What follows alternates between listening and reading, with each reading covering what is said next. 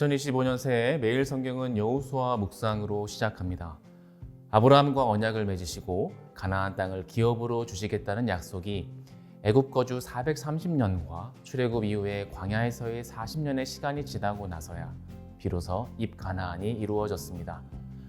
여호수아를 단순한 구약 역사의 전개가 아니라 하나님으로부터 말씀을 받은 선지자의 음성으로 읽어간다면 오늘날에도 신앙적으로 숙고해야 할 중요한 메시지를 많이 얻으실 수 있을 것입니다. 세 가지 키워드로 여호수아 묵상에서 꼭 짚고 넘어가야 할 중요한 전제를 함께 살펴보겠습니다. 첫 번째 키워드는 정복과 성취 사이에서입니다. 여호수아는 가나안 땅에 들어가는 이야기로 시작해서 땅을 차지하고 나누고 그 땅을 지키는 이야기로 전개됩니다. 그러다 보니 땅을 정복하고 그 주민을 진멸하라는 불편한 단어가 전면에 자주 등장합니다. 하나님의 계획이 명확하지만 잔인해 보이고 신앙의 이름으로 전진하더라도 과연 정복과 진멸이 합당한 행동이지 궁금해집니다. 하지만 그리스도인이 여호수아를 읽을 때 기억해야 할 몇 가지 전제가 있습니다. 그것은 여호수아를 현대의 시각이 아닌 고대의 맥락에서 먼저 읽어내야 한다는 것입니다. 하나님이 가나안 사람들이 살던 땅을 정복하라는 것은 오늘날의 주권 국가 개념으로 보면 오해의 소지가 있습니다. 그래서 구약 개념으로 본다면 땅은 오롯이 야훼 하나님에게 속한 것입니다. 야훼 하나님이 이스라엘에게 땅을 주실 수 있고 그 땅을 빼앗을 수도 있습니다. 이것이 중요합니다. 그런데 하나님이 이스라엘에게 가나안 땅을 주신 이유는 하나님의 목적과 계획을 이루기 위한 발판으로서 이스라엘 백성에게 땅이 필요했기 때문입니다. 그곳에 살던 거민들은 자기 땅을 잃은 것이지만 그것은 그들이 야훼 하나님을 지속적으로 반역해서 그 결과 심판을 받아야 했던 것입니다.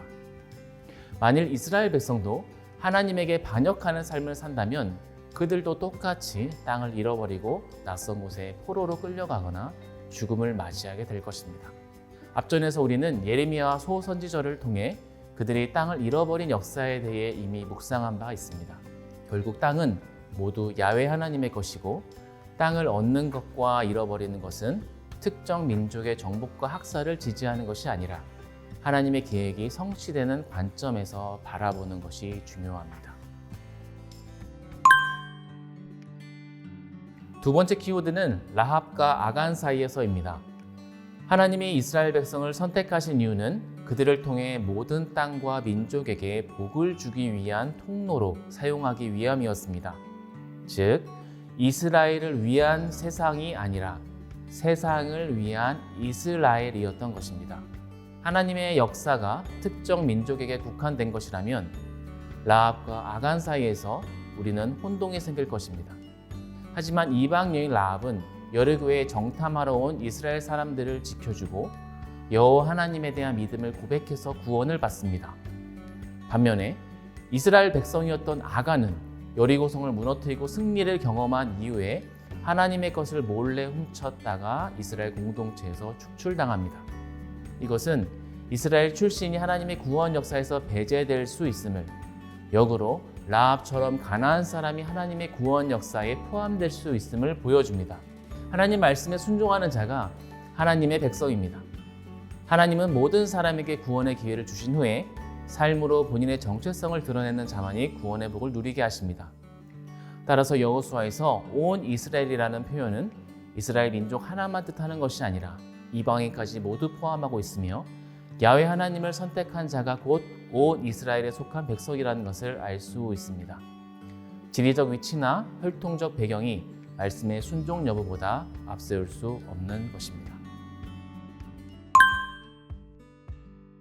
마지막 세 번째 키워드는 하나된 분배와 소명입니다. 여호수아 1장부터 12장은 전쟁과 가나안 땅 정복에 대한 이야기라면 13장부터 21장은 땅 분배에 대한 이야기이고 22장부터 마지막 24장까지는 지파들의 연합과 이스라엘의 소명을 다루고 있습니다. 분배하는 장면에서 12지파는 먼저 요단 동편에 르우벤과 갓과 므낫세 반 지파에게 땅을 주고 나머지 지파에게 요단 서편 땅을 분배합니다. 그리고 나서 도피성과 여호와를 기업으로 얻은 레위 지파에 대한 분배 이야기로 마무리합니다. 그들은 모두 신실한 하나님에 의해서 땅을 분배받았지만 이스라엘 백성도 그 땅을 얻을 때까지 신실한 모습으로 참여해야 했습니다. 신실함과 신실함이 맞닿을 때 하나님의 역사는 온전히 이루어졌음을 알 수 있습니다. 신실함의 증거로 여호수아 13장에서 요단 동편 땅을 분배한 이후에 14장부터 19장에서는 요단 서편 땅을 분배하는데 가나안 정탐에서 긍정적으로 보고한 갈렙과 여호수아 두 사람만이 실제로 가나안 땅에 들어갔고 14장은 갈렙의 기업을, 마지막 19장은 여호수아의 기업을 다루어서 약속 성취와 땅 분배의 처음과 마지막 틀로 전개되고 있음을 알 수 있습니다. 이제 이스라엘 백성은 각자 분배받은 땅으로 돌아갑니다. 요단 동편 백성이 돌아가는 과정에서 제단을 세워 자칫 분열 위기가 있었지만 그들은 신실한 믿음과 충분한 소통으로 지역적 한계를 뛰어넘습니다. 하나된 백성으로 하나님을 인정하고 행동하는 신앙 중심의 삶의 기반을 마련하였습니다. 여호수아는 여호와의 종이라는 호칭을 얻고 죽었으며 애굽에서 가져온 요셉의 뼈는 세겜에 장사합니다. 여호수아와 엘르아살은 하나님 곁으로 돌아갑니다. 이제부터 약속에 대한 신뢰와 신실한 실천이 앞날의 미래를 좌우할 것입니다. 여호수아는 말씀에 대한 유익을 주장할 수 있는 준비 모임에 만족하지 않습니다. 말씀에 유익이 있다면 그에 따른 행동과 실천이 뒤따라야 하는 것을 강조합니다. 부분적인 신앙에서 온전한 신앙으로 변화하는 한 해가 되기를 기도합니다. 여호수아 묵상을 응원합니다.